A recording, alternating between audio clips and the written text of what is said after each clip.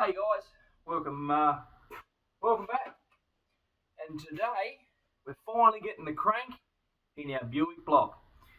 Now we've had a little bit of a debacle, a little bit of buggerising around with the bearings. Now when you buy the Mace Race Searing bearings, these ones here, they're like a one size fits all kind of set. So it's like a universal sort of thing, and give you an extra shell or two, I think. Now, if you're a bit of a duffer like me, I've got to find the right one here. There's one that was just a bit too small. One of the bearings they give you... No, I've lost it. Bugger.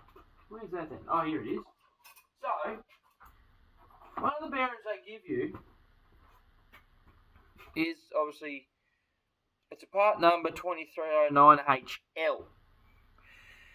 Now, when you're putting the bearing caps in, you'll think, logically, that, I'm going to adjust the camera again, that you would want your bearings sitting, flush in your cap, would you not?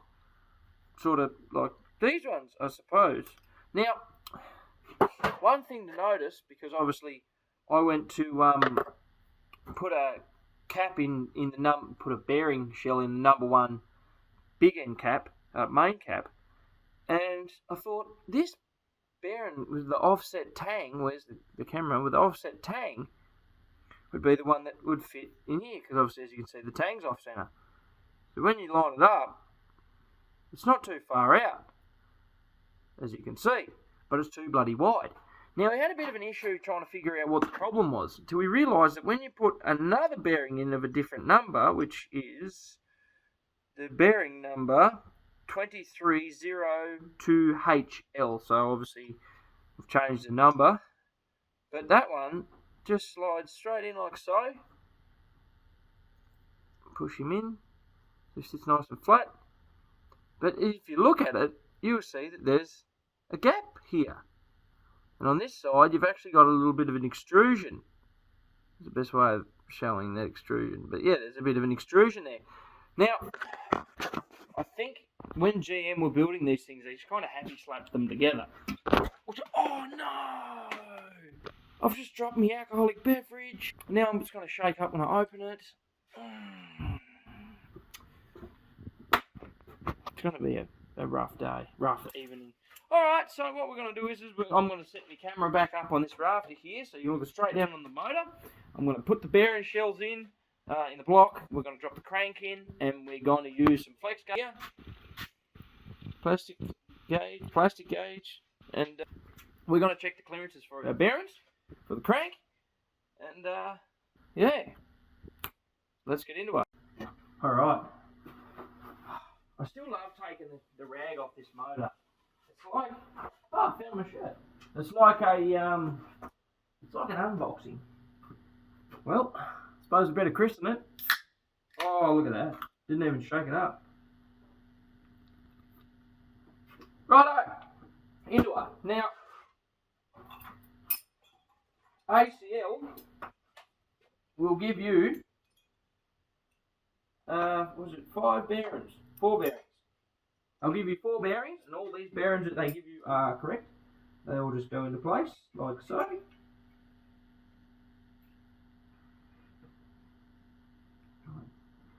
Get them square. Now they do have offset. Oh wait, no they don't. Scrap that. Oh yes they do. I think they're all offset slightly, are they? No, they're all the same. They are all the same. So you just put your little lock tag in there, and then you press them in one by one.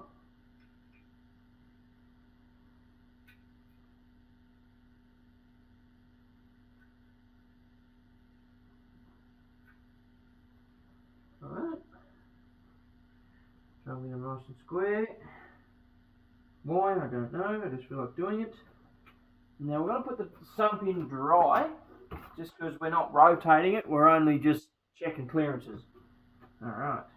That's the correct way. That's the front.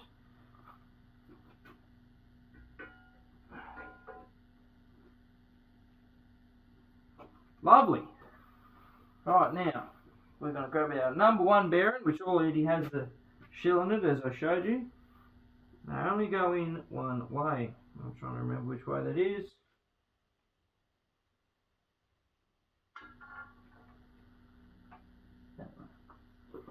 So the letters all face the right-hand side of the block if it's the other way around. Help you put the shells in them, Corey. Oh, shit. Need a rag, need a rag. One thing I've got to do is make sure they're clean before I go happy slapping these back together. I mean, it is only a filthy old Buick, so it probably doesn't really matter all that much, but we don't actually have a functioning kerosene bath here, so she gets what she's given. Lucky I don't take it outside and wash it under that bloody garden hose. That'd be true log cabin spec, that would be.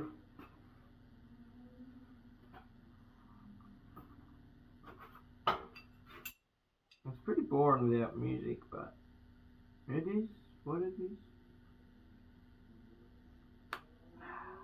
Snap, look at that. Beautiful. Now, we'll have to get a soft hammer and tap them into place, because they're a bit of a tight fit, but that is not to worry.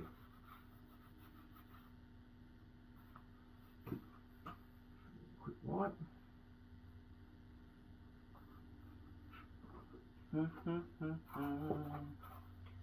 Now I've just got to find the right bearings to put back in. No, not that one. That one's not going to go in anything I have here.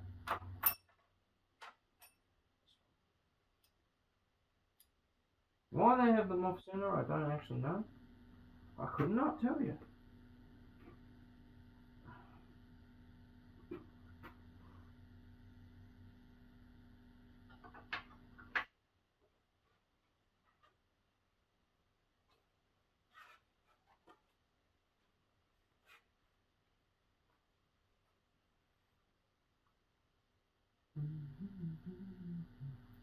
Just sit here and hum to yourself because it's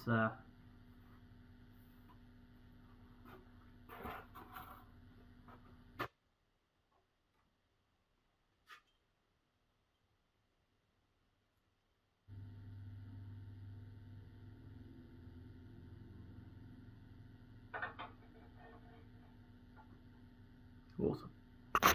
Alright guys, I do apologise, my phone went flat. So, I did skip probably one of the most important procedures in building an engine. In fact, it's probably one of the first procedures you have to go through in order to build a motor.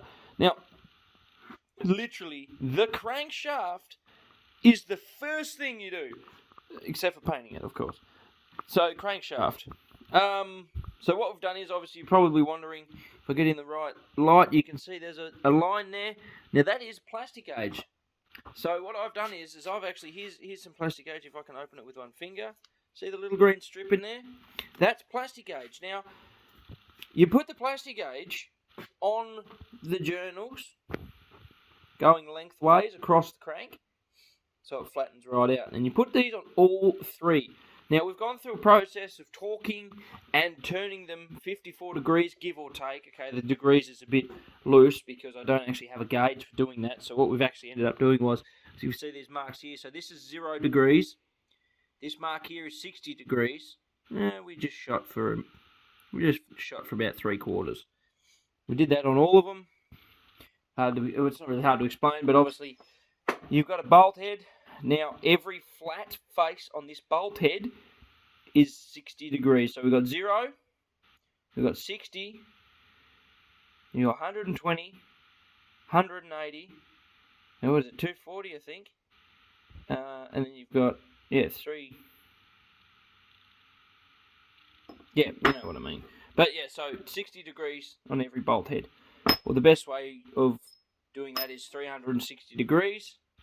Divided by the number of flats. So that would be 6. Whereas if we have our socket over here, which is a 12-point multi-hex socket, every flat surface in that socket is 30 degrees because it's a 12-point socket. 360 divided by 12 gives us 30 degrees per. Right, so what we've ended up doing is we've done all of our torque to yield and all of that. According to the book. Now what we're going to do is we're going to flick over to here and we're going to get our clearances. Now we should have main bearing, that's it, yeah, main bearing journals. So that'll give us our diameter and we'll have a bearing oil clearance. Now keep in mind I'm using a Haynes, Commodore and Lexan manual, which these are really, really good books for doing this sort of stuff with. This is the second motor I've built using a Haynes manual. The first one was a little Suzuki motor many, many years ago. But right, so what we're going to do is we're going to go into this one here. So this is, that's bearing oil clearance. We're looking for just straight bearing clearance. Connecting rod. Maybe I think that's what we need. So we're going to say the clearance. Okay, here we go. So we're going to go VN, VP, VQ, VR, and VS. So apparently they run the same